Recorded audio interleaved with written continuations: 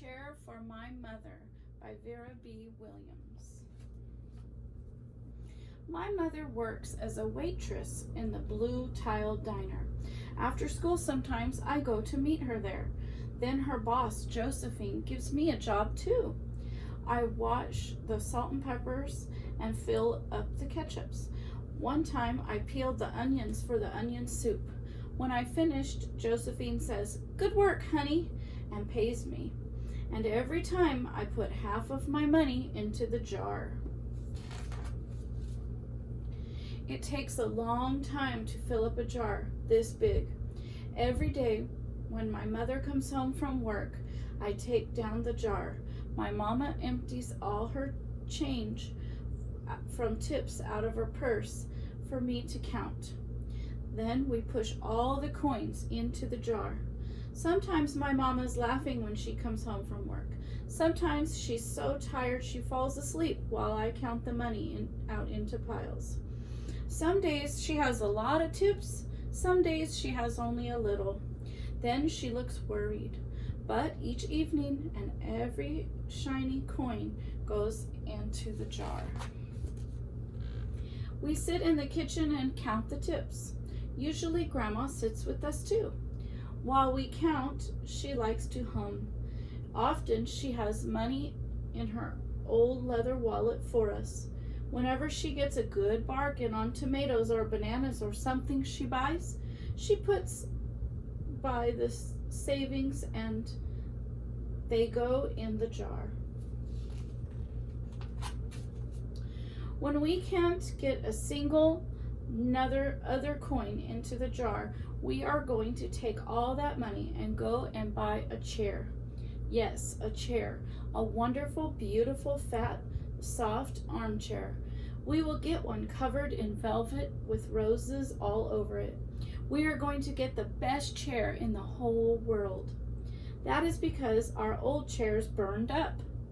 There was a big fire in our other house. All our chairs burned. So did our sofa, and so did everything else. That wasn't such a long time ago. My mother and I were coming home from buying new shoes. I had new sandals, and she had new pumps. We were walking to our house from the bus. We were looking at everyone's tulips. She was saying, "I like the red tulips," and I was saying, "I like the yellow ones." And then we came to our block. Right outside our house stood two big fire engines. I could see lots of smoke. Tall orange flames came out of the roof. All the neighbors stood in a bunch across the street. Mama grabbed my hand and we ran. My Uncle Sandy saw us and ran to us. Mama yelled, "Where's Mother?" I yelled, "Where's my grandma?" My Aunt Ida waved and shouted, "She's here, she's here, she's okay, don't worry." Grandma was all right. Our cat was safe too, though it took a while to find her. But everything else in our whole house was spoiled. What was left of the house was turned to charcoal and ashes. We went to stay with my mother's sister, Aunt Ida, and Uncle Sandy. Then we were able to move into the apartment downstairs. We painted the walls yellow. The floors were all shiny, but the rooms were very empty. The first day we moved in, the neighbors brought pizza and cake and ice cream. And they brought a lot of other things too. The family across the street brought a table and 3 kitchen chairs. The very old man next door gave us a bed from when his children were little. My other grandpa brought his beautiful rug. My mother's older sister Sally had made us a red and white curtains. Mama's boss, Josephine, she brought pots and pans and silverware and dishes. My cousin brought me her own stuffed bear. Everyone clapped when my grandma made her speech. "You all are the kindest people," she said, "and we thank you very, very much. It's lucky we're young and can start over." That was last year, but we still have no sofa and no big chairs. When Mama comes home, her feet hurt. There's no good place for me to take a load off my feet, she says. When Grandma wants to sit back and hum and cut potatoes, she has to get as comfortable as she can on the hard kitchen chair. So, that is how come Mama brought home the biggest jar she could find at the diner. And all the coins started to go in the jar. Now the jar is too heavy for me to lift. Uncle Sandy gave me a quarter, and he had to boost me up so I could put it in. After supper, Mama and Grandma and I stood in front of the jar. Well, I never would have believed it, but I guess it's full, said Mama.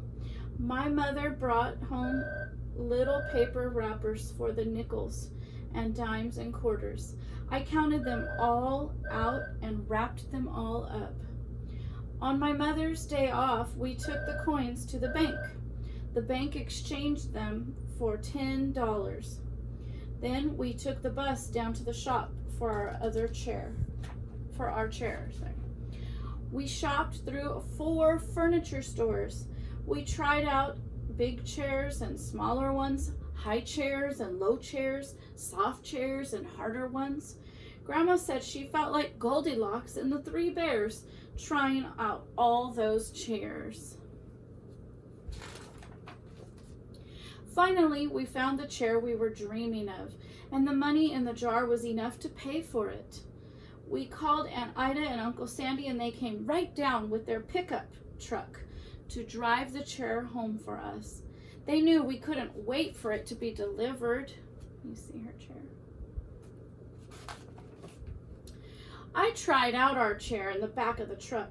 Mama wouldn't let me sit there while we drove, but they let me sit in it while they carried it up to the door. We set that chair right beside the window with the red and white curtains.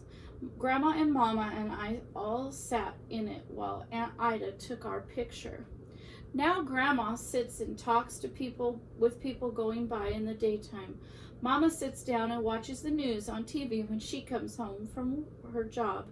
After supper, I sit with her and she can reach right up and turn out the light if I fall asleep in her lap. See the curtains? Oh, and there's the picture of the grandma and the mom and her. This is her mom and her making a silly face. The end.